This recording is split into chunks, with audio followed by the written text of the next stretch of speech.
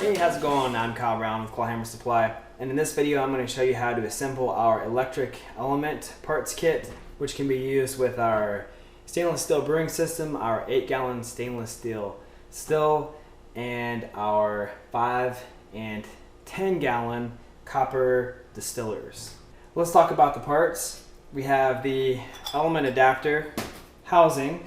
We have the stainless steel 1650 watt element, 2 tri-clamps, one larger, one small, several washers, a nut and a bolt, 2 silicone gaskets, cord grip, and a cord. Okay, let's talk about the tools. Some channel lock pliers, crescent wrench, a little socket driver, and a screwdriver. Okay, so before I get started, I need to mention that I'm not a licensed electrician. We suggest that you call a licensed electrician for official instructions on how to assemble this. You should always use a GFCI outlet for powering your element or your controller, or a GFCI adapter if you don't have an element where you're going to be brewing. GFCI outlets and adapters protect you from getting zapped in case any of the equipment that you're working with fails or you spill water on something and it short circuits. So under no circumstances should you use any of our electric products without a GFCI protection. Okay, that said, I'm going to start assembling this here. First thing I'll do, we'll take this little cord grip here, loosen the big nut up, and you simply thread the wires through the end with the nut on it, the larger nut. There's a little rubber gasket in here. Make sure you don't move that. For the time being, I'm just going to leave this loose. So this will actually get tightened up later. I'm going to leave it loose for now. The other important thing to note here is this guy has a little rubber gasket on it. Make sure that stays with this larger assembly. Next, we'll put this end cap here. We'll put the wires to the end cap. You put the flat end of the nut on first. I just had it on there backwards. Put the flat end of the nut on first and tighten this down. I'm going to snug it up. All right. So that's secure. It's not going anywhere. And the wires should still move through here freely at this point. Okay. Next thing we'll do is we will install the grounding bolt on the element adapter housing here. So I'm just going to take this nut, put it through here. Next, I'm going to take a washer, the regular washer, and put it on there. Next, the ground on our kit. There are 2 types of ends on these wires. The ground is the loop. So we'll put that on here, and it's green. Then I'm going to put a locking washer on the nut. I'm sorry, on the bolt. And then I'm going to put the nut on here.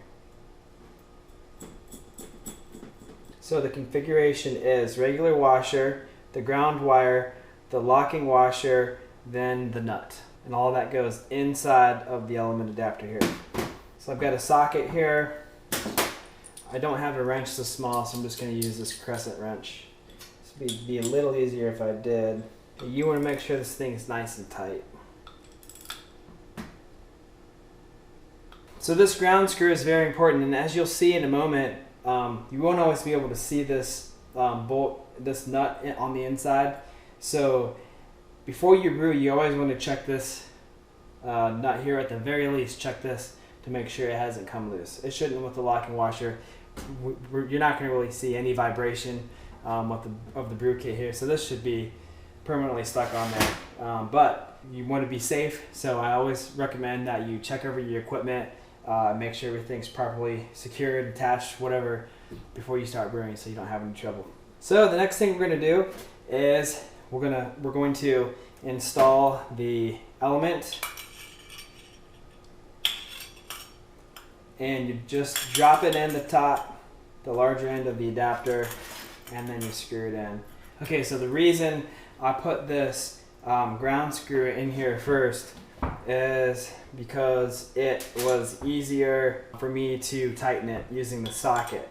The socket doesn't fit in here because the element housing on the back here is just in the way.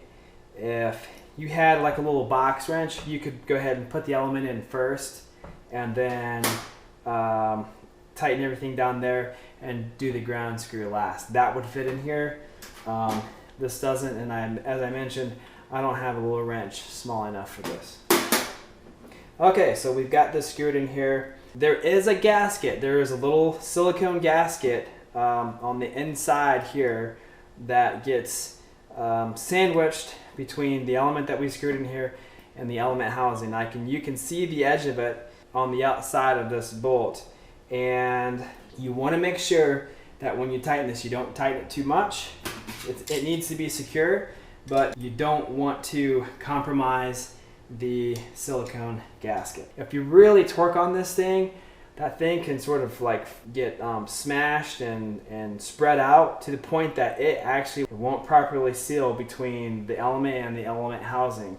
And in that case, you could end up with water or your wart or whatever leaking into this housing, and that would be bad. You can buy a tool to tighten electric heating elements. I don't have one of those tools.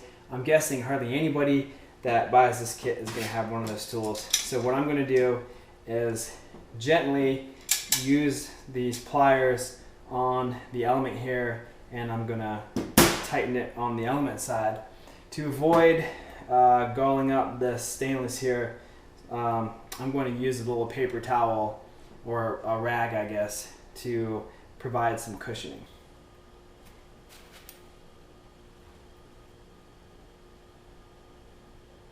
So this is tight. I can see that the silicone gasket is secure between the element and the element housing, and there's no way that water is going to be moving through that connection there, so we're good here. So this is what the element should look like at this point. We have the ground screw or the ground bolt on here with the ground wire secured into place, and then the element is screwed into the adapter here. And as you can see, the silicone around here isn't flared out to the point that it's been smashed beyond the element. It's making secure contact with the element and the adapter housing all the way around. Okay, so the next thing I'm going to do is I'm going to take my crescent wrench here, and I'm going to ever so slightly bend the tabs on the other two wires, maybe about 15 degrees, so they go on the screws in here more easily. I'm going to loosen the screws up a good bit here. Then I'll pop these wires in. Doesn't matter which screws you put these other two wires on.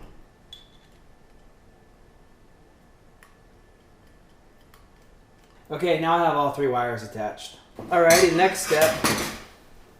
We do a step I forgot. Actually, we needed to put this gasket on before we put the end cap on here. It doesn't matter, it slides right over it. So we put the silicone gasket on here and slide this down. And throw the old tri-clamp on there.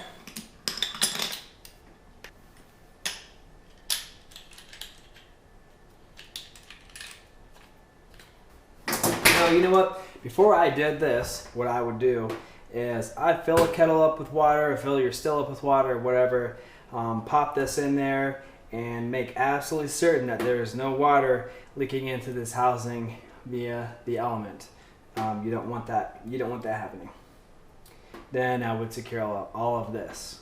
But I'm just going to go ahead and move forward with this here just to show you how it all works out. So we've got the tri-clamp, we've got the end cap, and the tri-clamp on here. The last step with securing the cord here, you put the nut on here, you screw it down. There's a little piece on here that clamps down onto a little rubber ring that's in there. That needs to be, you need to make sure that's there because you can sometimes move that out of place when you're putting the wires through here. And once you have this thing tightened up, this cord is not going anywhere. Super secure. Okay? All right. And then to put it on the still, silicone gasket.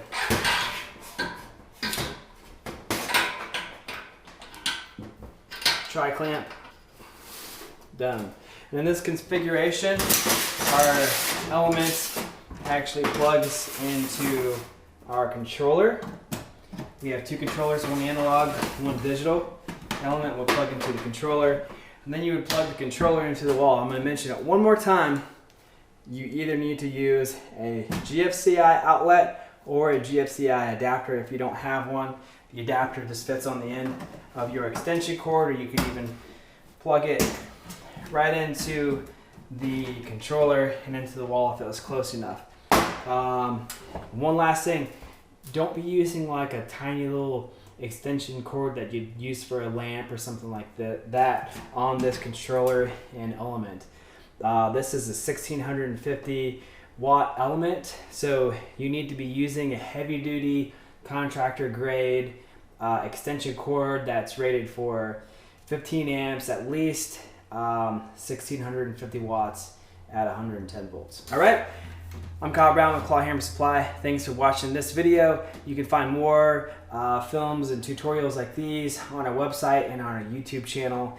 You can also find a ton of information on brewing and distilling. See you next time.